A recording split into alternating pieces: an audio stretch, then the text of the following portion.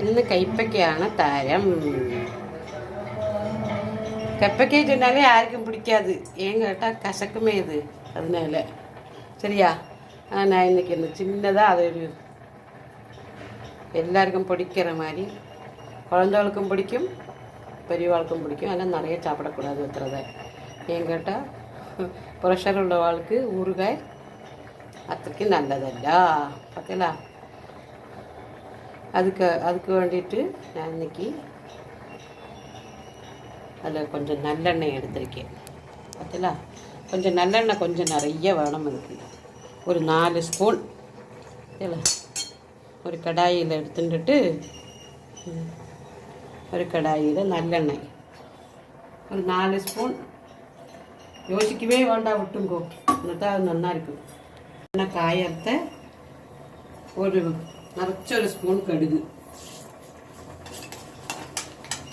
இப்படி வடிக்கும். கடுகு வடித்தப்புறம் என்ன வடிக்கணுமே, இல்லாட்ட பச்சை கடுகு கடிக்க நல்லா இருக்காது. கடிச்சு வறுத்த ஒரு 1/2 ஸ்பூன் போரும் வெந்தயம், உலுவை 1/2 ஸ்பூன் உலுவை. உலுவை வந்து மனம் நல்லா மணக்கும், உடம்புக்கு நல்லது. நல்லா வடிக்கிறத, கடுகு வடிக்கிறத 2 மிளகா வெட்டேன். மிளகாத்தில் இப்படி கிள்ளி போட்டுக்கோங்க. போட்டதும் கருவேப்பிலை இருந்துக்கிட்டேன். நான் கருவேப்பிலையே போடுவேன். இதில் கருவேப்பிலையும் போட்டு இன்னும் வதக்கிட்டு இந்த கப்பைக்கு இப்படி நறுக்கிங்கோ. பொடி பொடியாக அப்படி அரிஞ்சுட்டா கொஞ்சம் கனமாக இருக்கும்.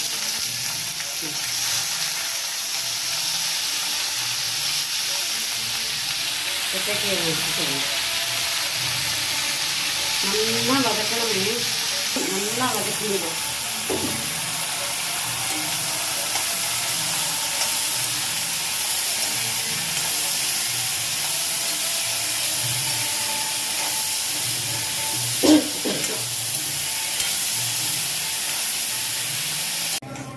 நல்லா வதக்கணும்.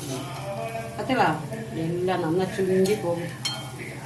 அப்போ ஒரு நெல்லிக்காய் அளவுக்கு புளி எடுத்துட்டு அது நல்லா கரைச்சிட்டு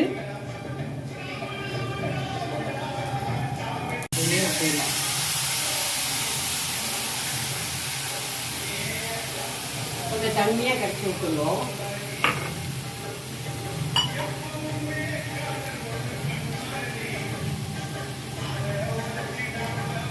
நல்லா தண்ணியாக கரைச்சி விட்டுட்டு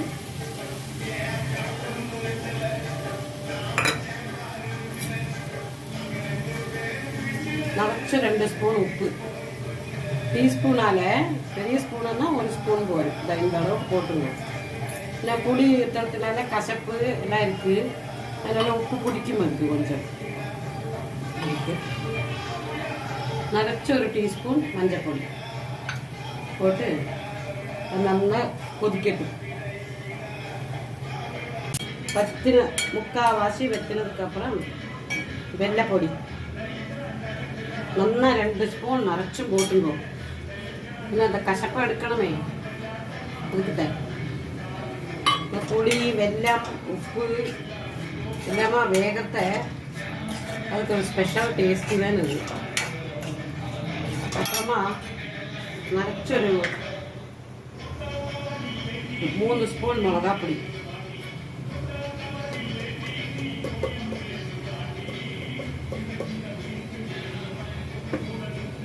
3 ஸ்பூன் மிளகா பொடி போட்டுங்க. நல்லா போடுங்க. காஷ்மீரி சில்லி இருந்தால் 1 ஸ்பூன் சேர்த்து போட்டுங்க. எங்கிட்ட இல்லை, தீர்ந்தெடுத்து வாங்கினது, அதனால போடணும்.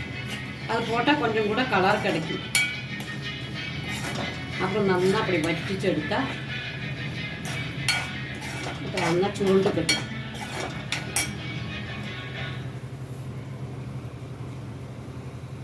நல்லா சுருட்டி எடுத்தா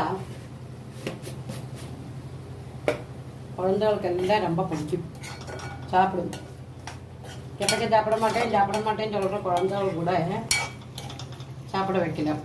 இந்த ஊறுகாயை வச்சுட்டு இதை நல்ல டேஸ்டாக இருக்கும்.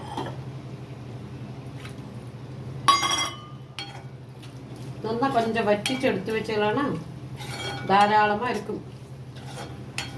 ஒரு 10-15 நாளைக்கு யோசிக்கவே வேண்டாம். அப்பப்போ தேவையான அளவுக்கு எடுத்து சாப்பிட்டுக்கலாம். ஊறுகாய் தானே, வெப்பைக்காய் ஊறுகாய். கடைசியாக கொஞ்சம் பெருங்காயம் சேர்த்துக்கலாம். மணக்கணமே அதுக்கிட்ட மணக்கவும் மனம். ஊறுகாய்க்கு அது பிரதானமல்லவோ. நல்லெண்ணையும் பெருங்காயம் வந்த ஊறுகாய்க்கு பிரதானம். தாராளமாக போட்டுங்க, ஒரு ஸ்பூன் போட்டுங்க. மற்றொரு ஸ்பூன் போட்டுக்கலாங்க. அப்படியே சுருட்டி எடுத்து வைக்கிறத எண்ணெய் பிரிஞ்சு மேலே வரும்.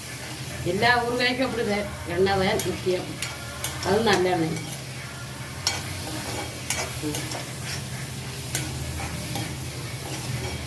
சரிங்களா? இது நல்லா சுருட்டி எடுத்து வச்சுட்டா எல்லாத்துக்கும் இப்போ சாப்பிட்டுக்கலாம்.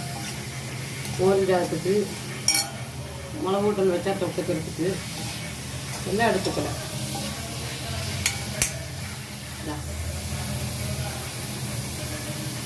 இருக்கு ஓகேங்களா?